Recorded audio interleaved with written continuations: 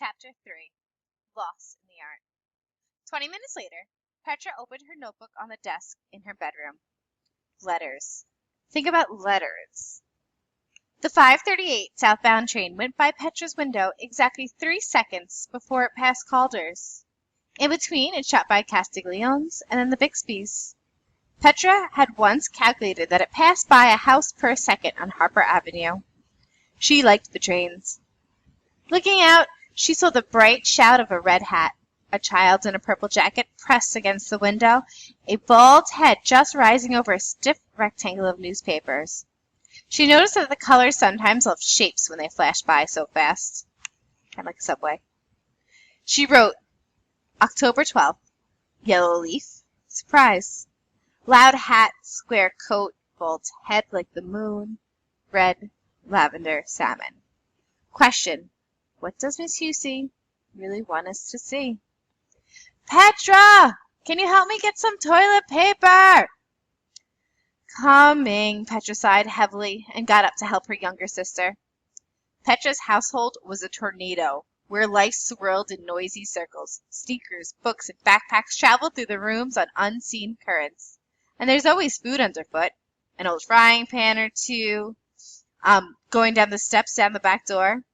Cats and dogs drank from the toilets, having despaired from getting their water bowls filled every morning. And everyone in the family talked to one another at the top of their lungs. Petra wished things were different. She wished that her parents would sit quietly at dinner and ask her how her day was, and that her 4 younger brothers and sisters would carry tissues with them instead of wiping rivers of goo on their sleeves. She wished she wasn't shy, and she wasn't shaped like a lima bean, and that her left ear didn't stick out further than her right. She wished that she was a famous writer already. She didn't want to go through the unfamous stage any longer. She wished her mother wouldn't ever put baba ganoush in her lunchbox. When Denise Dodge had towered over her at lunchtime saying, "Ew, what is that?" Petra wanted to murder her on the spot, but only came out with a pathetic, "Don't you wish you knew?" As Denise moved away, Petra heard her saying loudly to her friend, "Blech, aren't you glad you don't have to eat baby food for lunch?"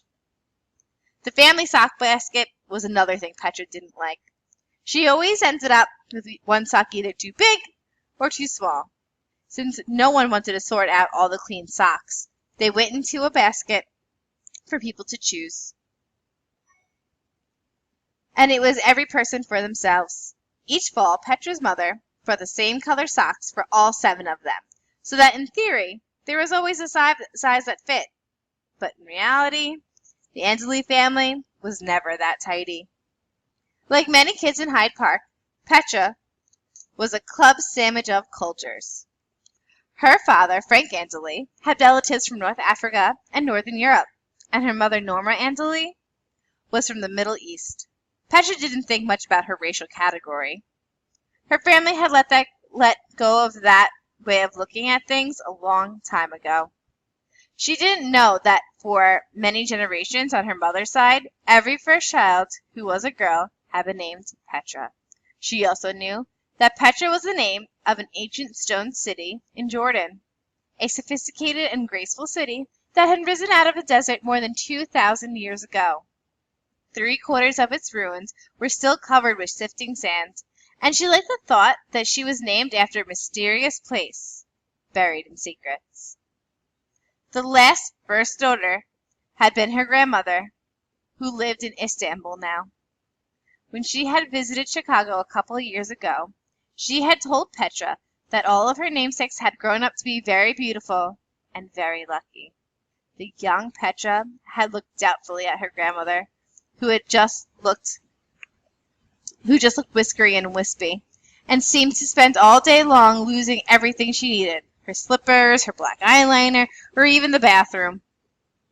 Glamour might have been easier in the past. Petra was sure that every Petra before her hadn't had to put on thick glasses and blue, purple speckled frames. And every Petra before her probably hadn't to worry about what she was going to step on first thing in the morning. Dried cranberry juice or a plastic dragon or something coughed up by the dog. On her way to get toilet paper, Petra stepped heavily on a headless soldier. Severed her right for being so noisy, Miss Husey. Then Petra heard her parents arguing down the stairs. But everyone has something to hide, her dad said angrily. He was a physicist at the university. Petra knew he had been worried about his job. She heard her mom say something in an important tone, and then the words letter and forgotten, and a quick, harsh sound of tearing paper. What could this be about? Her parents hardly ever disagreed. A forgotten letter? She wouldn't bring a family secret to school, but she had to look. When she crept down the stairs, however, the garbage was empty. Calder was in a bad mood. The letter assignment felt too hard. How could he ever write Miss Husey an unforgettable letter? And where was he going to find a stupendous letter now that Grandma Regina was gone? Good letters were no longer written. He was sure of it. Calder's dad, Walter Philly, was slicing eggplant in the kitchen. As he stacked the pale slices neatly next to the frying pan, he looked over at his son. Calder was sketching a fierce column of a 5-piece pentamino square down the margin of his notebook. Anything wrong? asked his dad. Calder opened his mouth when the 5:38 train went by, rattling the windows, making the floorboards bounce, and filling the kitchen with the whoosh, whoosh, whoosh of passing steel. As Calder mouthed, "Nope," his dad grinned at him and mouthed back, "Good." Calder, like Petra, was a hybrid kid. His dad was from India, and he had a calm way of speaking that made everything sound important. His job had to do with planting gardens for cities. Every year he brought home a new batch of plants to try out in the yard. By August, the front walk had vanished beneath a tangle of greens. This year, a trumpet vine leaned eagerly against the cool lily. Pointy leaves fought to see who could take over. Steps, purple and blood reds, argued loudly with each other. It was a good yard for hiding things. Sounds like my kind of yard. Calder's mom, Yvette Philly, had short hair, the color of an apricot, and a jiggly laugh that made other people laugh whenever they didn't know why. She was Canadian and taught math at the university. Calder had never seen either one of them look amazed when they opened the mail. He was suddenly tired of the whole idea. He didn't think he wanted to hear about letters. If he asked his mom and dad, they'd probably tell him too much. And that was the problem. With being an only child, your parents were always paying attention to you. He envied kids whose families forgot about them once in a while. Walking down the block the next morning, Calder stirred the pentaminos in his pocket. He pulled out the pea. Funny, Petra was walking ahead of him. He was beginning to think that he had been kind of lame yesterday for following her and then ruining her adventure. He ducked into the driveway and crept through a number of backyards. Under a lilac bush, around an old boat, and then over 2 fences. The only way out was the raspberry patch. He drove in, yelped with the pain, and burst out into the sidewalk just ahead of Petra. "Sheesh, you scared me!" "Sorry," he said, pretending to be surprised. "You scared me too." Petra did not look so pleased. "What are you doing?" "Oh, Tommy and I always used to go to school this way." Feeling a stinging on his cheek, Calder wiped off some blood. Right. The conversation wasn't going the way he planned. They walked in silence for several minutes. "Heard anything from Tommy?" Petra asked. Finally, though she'd hardly said a word to Tommy Savona in her life. "Not much." Calder groped madly for something to say, but everything he thought of sounded stupid. He was going to tell Petra that all the kids in Tommy's new neighborhood had crew cuts, but that was pretty nothing. His pentaminos were making loud, crackling sounds. "Hey, what do you think about Miss Husey?" "She let us do cool stuff so far, don't you think? I mean, cool for school." Petra, embarrassed by her accidental rhyme, looked sideways at Calder to see if he had noticed. A raspberry twig was standing up over one of his ears.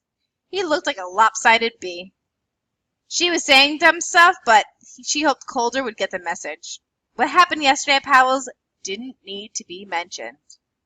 Calder was wondering if Petra had any interest in pentameter or puzzles. Did she know what was in his pocket? Forget it. It sounded like he was showing off if he asked her. He noticed that she had a couple of Rice Krispies stuck in her hair and decided not to say anything about that either. By the time they got to school, both of them were worn out by trying to think of something to say and not saying what they were really thinking. The cold cereal and the twig were still in place as they headed in opposite directions to their lockers. Miss Hussey had looked strangely pleased when the assignment failed. After 2 days of hunting, no one in class had come up with anything worth sharing. There were several letters about distant relatives dying, schools and jobs acceptance letters, invitations to weddings. Miss Hussey suggested that they go back a few hundred years. Like find old books of letters and stuff? Petra asked, thinking of Powell's. There's a wave of grumbling. How about paintings? All of you have to do is look. Miss Hussey said she noticed that art often showed what was important to people in any given time. It revealed things. Besides, she said with a smile, she was tired of being in school all day. It was time for a field trip. Everyone sat up. Something else, she went on. Getting an unforgettable letter happens once or twice in a lifetime. Writing an unforgettable letter is a pretty tough thing to do, unless you have something very real to say. It shouldn't be artificial. Perhaps I made a mistake. She always said the same thing after she had an idea, and always with an undercut of, we're in this together and it might be dangerous. Do you agree? Should we bag the assignment for now? There were whistles and cheers. Calder caught Petra's eyes, and she shrugged and almost smiled. Everyone looked relieved. The year was beginning to feel either like something very right or very wrong. It was hard to tell which. Hold on for the next part of this chapter. On the following Monday, they took the train to the Art Institute and walked several blocks in the October sunshine. It was difficult to keep up with Miss Hussey's bouncy stride. Calder noticed with approval that she never even looked back to see if everyone was with her. She was one trusting teacher. After they ate bagged lunches next to the bronze lions on the steps of the museum, they fanned out in the European wing. Petra took off on her own. She passed the Degas dancers, the big paintings made completely of dots, and the Monet haystacks and bridges that were headed into older works. When she was in third grade, she had a babysitter who took her to the Art Institute once a month. The babysitter would sit in front of a painting, sigh a great deal, and sometimes write things down. She'd tell Petra to sit in one area and not to bother her. Petra would walk along looking. Soon she began to wonder which paintings would be fun to go into, or which one she might like to take home into her room. She thought about which of the children in the paintings she'd like to play with. Her babysitter gave her a pad and a pencil, and Petra made lists. She once counted all the paintings with red clothing in them. Another time she secretly counted all the bare bottoms. She also counted all the hats and found 123. Now she walked slowly from room to room, hugging her clipboard.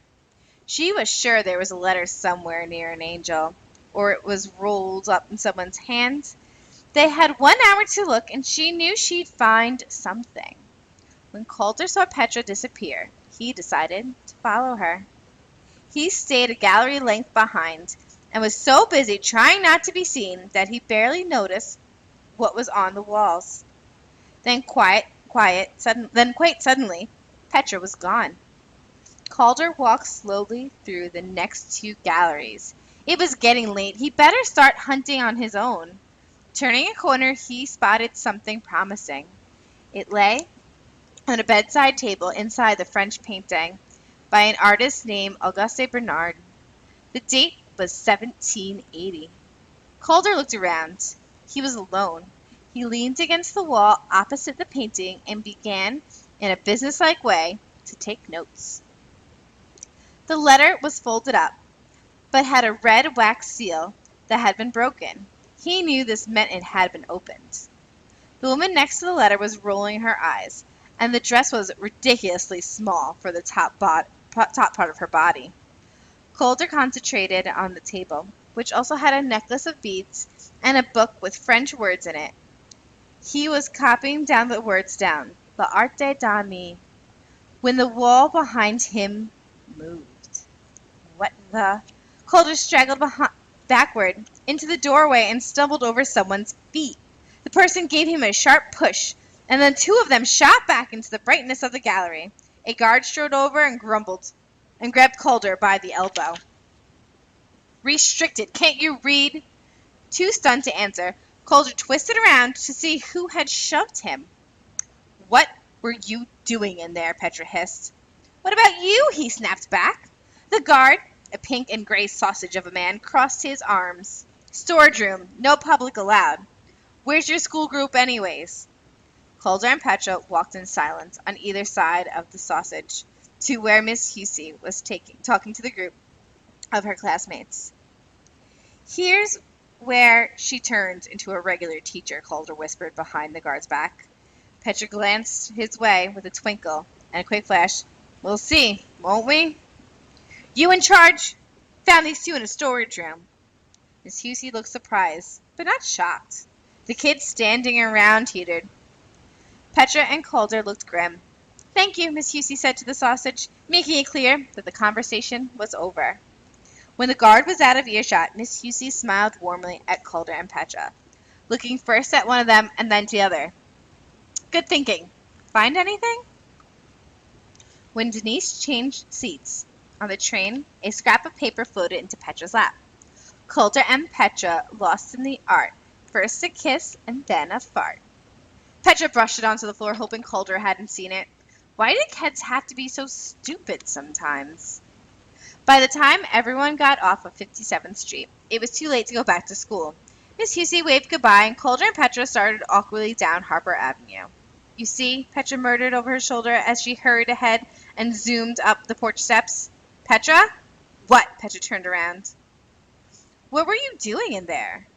Just looking. Most museums have too much stuff to have it all hanging. So if it's not hanging, it's got to be stuck in a closet. Yeah, I guess Miss Husey would have thought that it was cool finding a letter that was off limits, Calder said. That's not very nice. You don't like her? Calder began stirring his pentominos around his pocket. I do. Petra looked curiously at him. You're jealous of me. I am not. Admit it, Petra grinned. Well, just about your storage room idea. Petra's face closed. Of course. And then she was gone. What had just happened? Calder pulled out one of his pentominos and tossed it in the air. I for idea, he said out loud. Or was it I for idiot?